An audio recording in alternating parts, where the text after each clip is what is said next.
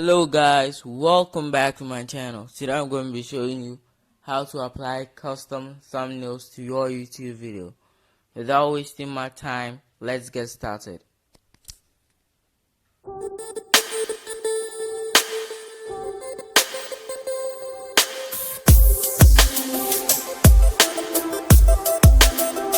So first, go to the YouTube Studio app. Select the video you want to add the custom thumbnail to. Click on the edit icon.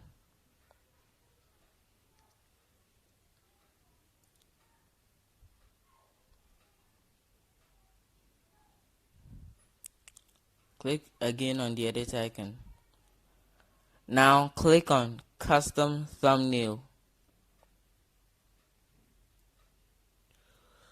If you click on custom thumbnail and they ask you to verify your YouTube account, we've already done a video on that.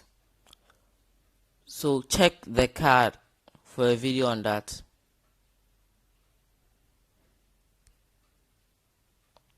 Click on the custom thumbnail you want to add to your video.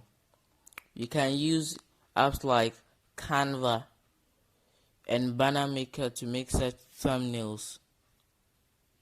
Click on select,